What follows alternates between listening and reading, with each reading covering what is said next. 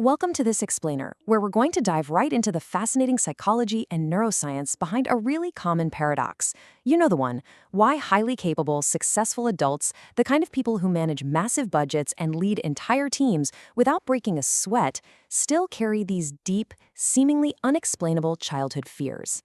If you've ever wondered why a passing comment at work or a slight shift in a friend's mood can suddenly trigger a massive emotional reaction inside you, well, you're in the exact right place. We're going to completely unpack the mechanics of how our past literally lives inside our present nervous system. So let's start here. Does growing older actually mean growing up? We constantly make this false assumption that our emotional patterns automatically mature right alongside our biological age. We tend to think, well, I'm 30 or 40 or 50 years old now, so my brain and my emotional reactions must be acting their age, right? But actually, the science of how our brains develop tells a very different and much more complex story. Section 1. Meet your inner childs, the past inside the present. There is actually a massive developmental gap in how our brains mature. Your inner child, which is really the emotional core of your brain and your fundamental life force, was entirely developed between the ages of 0 and 6, and it contains tremendous, raw, creative energy. But your adult mind, that rational problem-solving command center located in the prefrontal cortex, that doesn't fully come online until you are between 25 and 30 years old. Think about that. This means that for decades of your life, your raw emotional engine was essentially running the show completely unchecked, long before your rational command center was there to help steer it. To really understand how this early emotional engine operates, we have to look at its prime directives. Think of your inner child as the part of your brain that, between those critical ages of 0 and 6, was just constantly scanning the giant, unpredictable environment around you and asking this one core survival question over and over: am I safe? As a small child, you're entirely dependent on caregivers, so your brain was intensely wired to monitor your surroundings for physical safety, for sure, but also for the emotional safety required to survive in a world that was completely out of your control. And as it scanned the environment, it also desperately needed to know the answer to a second question: am I loved? But more specifically, it was testing the boundaries of that love to see if it came with strings attached. It was silently, genuinely wondering, is it okay to make mistakes? Can I express my true, messy feelings? Or do I have to please others and hide my emotions just to be accepted? Finally, it asked, do I belong? So here is the absolutely crucial point. If being seen in your full humanity didn't feel completely safe when you were young, if love felt conditional or mistakes felt costly, your brain did something quite remarkable. It wrote a harsh, imaginative script to protect you. It essentially created this internal set of rules to keep you in line so you wouldn't risk losing the love and safety you depended on. And the truly wild part? This script isn't an objective narrator reporting the truth about who you are, yet it's a script you might still be listening to and blindly obeying today.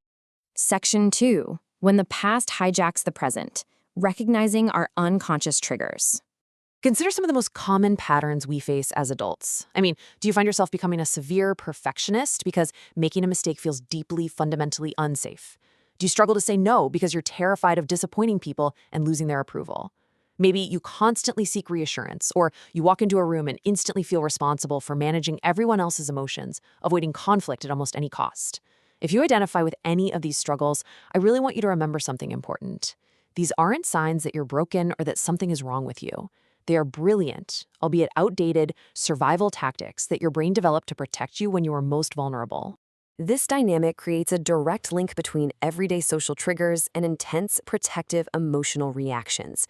Like when someone offers a mild critique of your work, you don't just feel slightly annoyed, you become overwhelmingly upset. If a partner or friend says they need a little space, you don't just grant it calmly, your system feels instantly, devastatingly rejected. And trusting a new person, that can completely unleash a harsh, critical voice inside your head. This is literally your inner child jumping into the driver's seat, reacting to the present moment as if it were the dangerous past. Section 3. Redefining the healing process, changing the relationship. Doing this work is absolutely essential because your inner child acts as the main command center for your entire nervous system. It houses all of your most deeply suppressed emotions. And here is the most crucial takeaway from all of this. Healing does not mean changing the past. We don't have a time machine to go back and give your younger self the perfect environment. Instead, healing means changing your relationship with the past.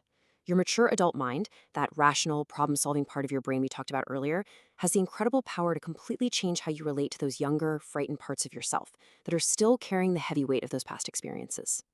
By consciously shifting this internal relationship, the benefits are just life changing. You cultivate much greater self compassion and far deeper emotional awareness. You actually develop the ability to set healthier boundaries without the crushing guilt, because you finally possess a stronger internal sense of safety. You move away from those instant defensive reactions and finally gain a choice in how you respond to life's challenges. Ultimately, it grants you the freedom to imagine a totally new future, one that isn't dictated by old, exhausting protective patterns. Section 4. The Somatic Coaching Approach.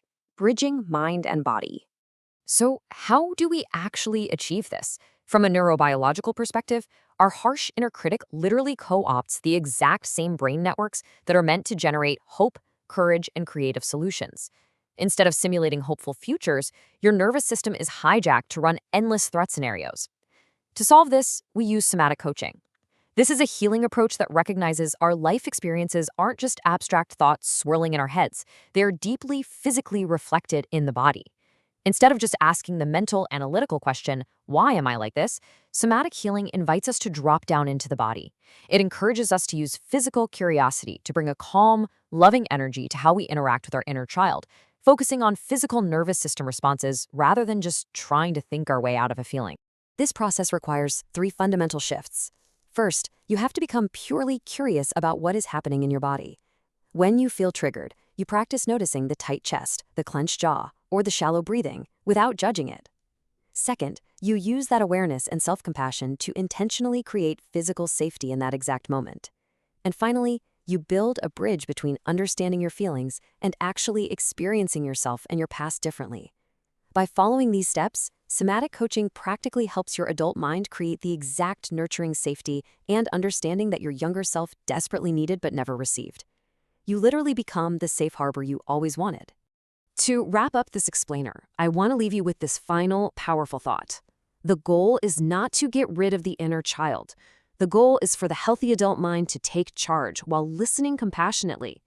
Your inner child holds your life force, your creativity, and your deep joy. You definitely don't want to banish it. You simply want your capable adult self holding the steering wheel. So my question to you as we close is this. Are you ready to stop fighting your inner child and finally start listening to what it physically and emotionally needs to feel safe?